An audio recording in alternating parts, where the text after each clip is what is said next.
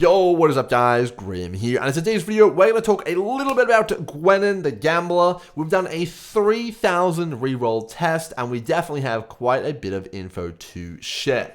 So Gwen is obviously one of the vendors in Expedition. She features all of the Expedition currencies you come to expect, but one of the more interesting things about Gwen is these Expedition currencies can only be used to buy specific items.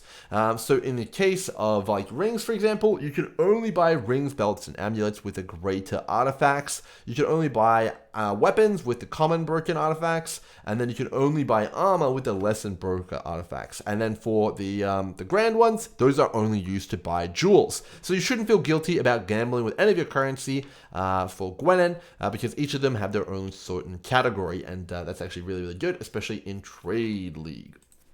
Alright, so Gwen, when you're gambling away, you have 5 different outcomes that can happen when you purchase a base item off it. It can be magic, it can be rare and corrupted, it can be influenced if possible, and it can also be unique if that base type has a unique item associated with it. So that's basically what you're going to be looking at Gwen. We're going to focus primarily on uniques though for the purpose of this video. So right now, you can buy Gwen rerolls for 1 chaos each in reasonable bulk, and that's what I did for my experiment here. And main thing that most people are focusing on is the potential to get incredibly rare and expensive uniques from Gwen and how common that is to happen. And that's what we were testing with our 3,000 reroll test. And that's going to determine basically if Gwen is a complete bust and a waste of time, or if Gwen is the new Ancient Orb, which is the comparison I want to make with her. So overall, Ancient Orbs are fairly similar to Gwen in that the primary function of them is that they can give you really, really rare uniques, and you have some control over which uniques they are. So Ancient Orbs were really, mostly used to roll the Headhunter leather belt, and I expect most of the time Gwen is going to be used to buy and try and get the Headhunter leather belt as well. But that's a comparison we'll make later on. So the question is Gwen worth your time to re-roll and kind of try and get chase items? So based off of my findings, the answer to that actually is no. On average, for your average player, you shouldn't expect to get pretty much any form of uniques offer. From 3,000 rerolls, you can see here that I tried to roll 183 Siege Axes for the Soul Taker Axe. I got 0 Soul Takers. I rolled 556 leather belts. I got 47 bad uniques and 1 good unique. We'll talk about that in a minute here. In Turquoise Amulet, I rolled 111. I got 2 uniques, both of them bad. I rolled 404 studded belts, 14 bad uniques, 2 of them good ones, so that's Rislatha's Coil, which is quite good. I rolled 177 Fiend Daggers, trying to get Arakali's Fang. Only 1 of them rolled into a unique, which is the Consuming Dark, and that obviously wasn't good. I rolled 123 Prophecy Wands. I got 2 Void Batteries, actually. That could be down to RNG. And then I rolled a few jewels as well, but I didn't really get too many uniques. It did seem to be okay rarity, but I didn't get any good uniques. And the jewels right now are incredibly expensive to purchase because they use only the grand artifacts. So overall, out of all my rerolls and purchasing uniques and stuff like that, basically the conclusion here is that unless you're going after a reasonably common unique, so like something which is fairly often that you'll drop, and that it's pretty much not worth using Gwen in any capacity unless you are a true gambler. Someone who likes to buy stacked decks, someone likes to roll Ancient Orbs into belts, and stuff like that. That is what this vendor is for, and it makes complete sense that this is the purpose of it. Okay, so let's move forward with that thought. Obviously if you're an SSF or if you're just trying to start out in a league start situation and you can't buy the item off another player, Gwen can be actually extremely powerful if you can get access to her currency and her rerolls. But you can get items fairly consistently if they are a common rarity. You can see here, obviously I got an absolute ton of common leather belts. What is that? 1 in 10 pretty much. It's like a 10% chance almost to get a unique. So that is reasonably good. But getting a good unique from like a Siege Axe, obviously I got 0. Turquoise Amulet was like a 2% chance there. So my stats obviously will vary. All right, so let's move on to the true gamblers. This part is for you.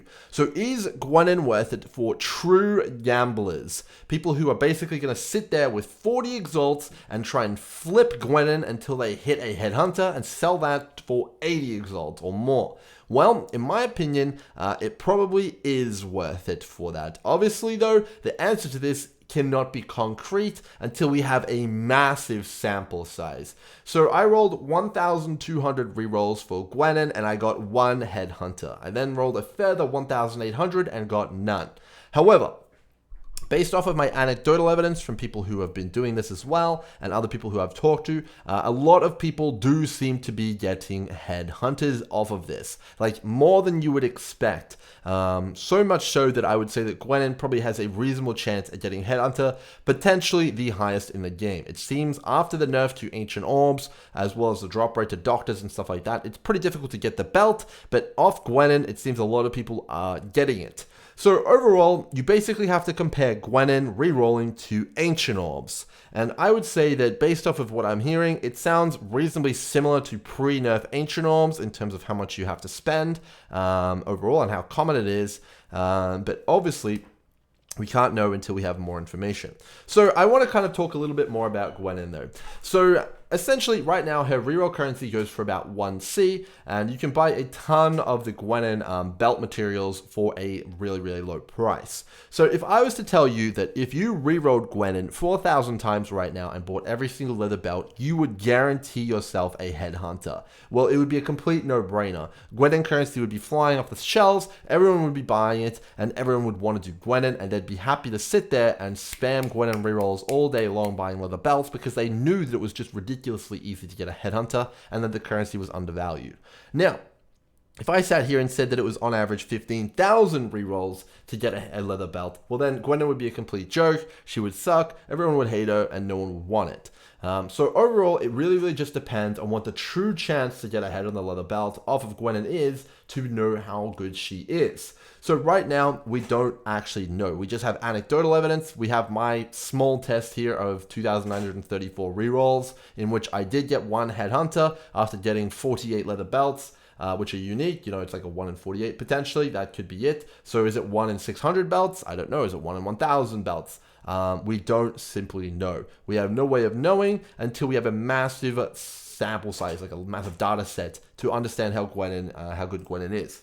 After people started to understand how good Ancient Orbs were and how common it was to get a headhunter from Ancient Orbs, from people testing thousands and thousands of them, suddenly Ancient Orbs were all the craze. People loved Harbinger. People loved Ancient Orbs. They would sit there, they would buy Ancient Orbs, and even the people over on SSF would be like, yeah, man, it's like, of course you're getting a headhunter. It's Ancient Orbs. Of course you'll get it. Just farm Ancient Orbs and you'll get a headhunter. That's kind of where we got to with Ancient Orbs. And I could definitely see a world in which Gwenin is very, very similar. Like, if you're like, oh, I need a headhunter, or I want to get a headhunter, or I want to gamble for a headhunter. Oh yeah, just do Gwenin. That makes sense. Definitely seems that it could be like that. And moving forward in future leagues, if Expedition goes core, Gwenin could actually be potentially the big draw card of Expedition once we have the data about how common headhunter is. So it's going to be a bit of a community project in order to understand just how good this vendor is. She could easily be the best vendor out of all of them. No doubt, if Headhunter truly is as common as it feels like,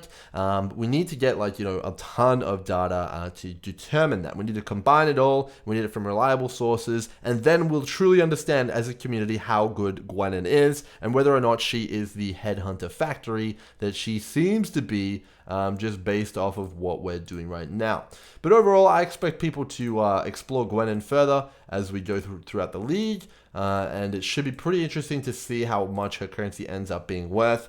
She definitely does seem to offer quite a lot of stuff. And in future leagues, she may offer us a bunch more, as there's no restriction on the uniques she give you. As long as they drop in the game naturally, she can offer them, and she offers all the bases in the game. So you definitely could see future Chase uniques pop up as Gwenin options as well. And that would be very, very interesting indeed. So I hope you guys have enjoyed this video on Gwenin. I will make all my data public down below, of course. For anyone wanting to try and combine all the data up and come up with a drop chance for Gwenin, I will definitely be checking that out if someone does that. But without further ado, I'll end the video here. Hope you guys have enjoyed. I'll see you guys in the next one. Cheers.